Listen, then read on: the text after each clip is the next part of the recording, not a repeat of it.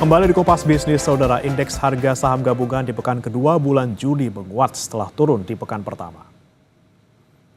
Indeks harga saham gabungan atau IHSG naik 0,74% dalam sepekan dari penurunan 0,87% pada periode 2 hingga 5 Juni 2025. Mengutip RTI Bisnis, IHSG Jumat 13 Juni 2025 ditutup di level 7.166 dari 7.113 pada pekan sebelumnya. Bursa Efek Indonesia mencatat kapitalisasi pasar naik 0,92% menjadi Rp12.495 triliun dari Rp12.381 triliun. Pada penutupan perdagangan pekan kemarin, investor asing mencatatkan net buy mencapai Rp478,76 miliar.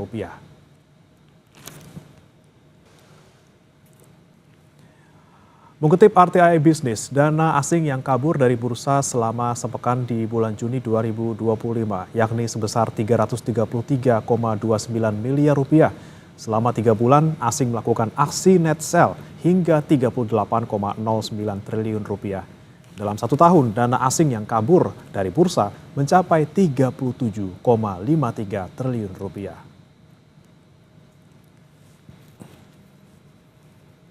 Setelah bergerak menguat selama sepekan, bagaimana bursa domestik pagi ini? Kita bergabung dengan jurnalis Kompas TV Zevanya Situmorang dan Andika Ahadiat di Bursa Efek Indonesia Jakarta.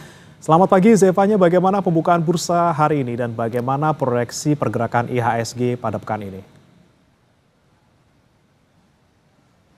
Selamat pagi Brimana dan juga saudara. Kalau misalnya pekan lalu di hari Jumat ini IHSG ditutup di level 7.166,06 di zona hijau begitu, nampaknya hari ini tidak jauh berbeda begitu ya. Juru kamera Kompas TV Andika Ahadiat akan memperlihatkan papan bursa yang menunjukkan bahwa IHSG di pekan ini dibuka di zona hijau di level 7.195,25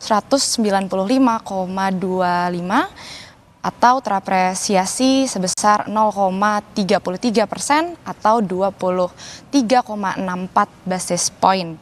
Yang dimana ini nampaknya cukup serupa dengan apa yang diproyeksikan para analis beberapa hari kemarin. Salah satunya misalnya dari CEO Advisor Praska Putrantio ini memproyeksikan sepekan ke depan ini IHSG bergerak di kisaran 7.055 sampai dengan 7.230 begitu ya. Tentu sejumlah sentimen ini mempengaruhi bagaimana pergerakan indeks harga saham gabungan pekan ini begitu. Seperti misalnya isu-isu yang sedang hangat diperbincangkan, salah satunya ini terkait dengan bagaimana konflik di Timur Tengah ini yang semakin melebar begitu antara Israel dan juga Iran, yang tentu ini menimbulkan kekhawatiran eskalasi perang dan juga dampak terhadap perekonomian.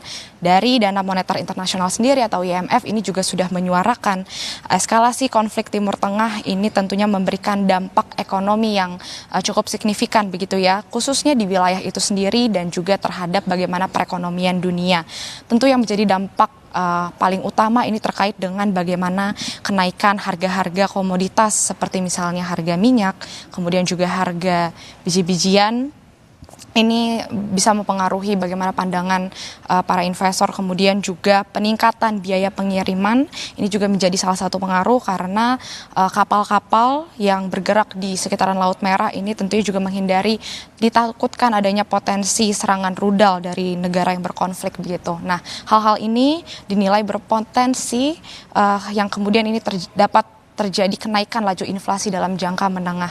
Selain itu juga, Bremana dan juga saudara, salah satu sentimen utama yang paling ditunggu pasar ini juga terkait dengan bagaimana keputusan suku bunga acuan The Fed yang ini nantinya akan rilis pada 19 Juni mendatang, di mana ekspektasi ini masih dipertahankan stabil di 4,50% karena laju inflasi tahunan ini masih meningkat dan juga indeks Purchasing Manager Index PMI manufaktur dan jasa ini juga masih menunjukkan adanya penguatan di atas level 50. Selain itu juga Bremana, kalau dari dalam negeri kita lihat ini keputusan Bank Indonesia dalam rapat Dewan Gubernur yang nanti akan rilis pada 18 Juni mendatang ini juga menjadi salah satu penyumbang sentimen di bursa domestik. Kemudian juga kondisi rawan profit taking setelah IHSG ini mengalami kenaikan signifikan begitu dalam 2 bulan terakhir ini menjadi salah satu pengaruh. Tentu ada beragam sebenarnya pandangan dari sejumlah analis begitu yang memproyeksikan bagaimana pergerakan IHSG sepekan ini, bagaimana juga saudara.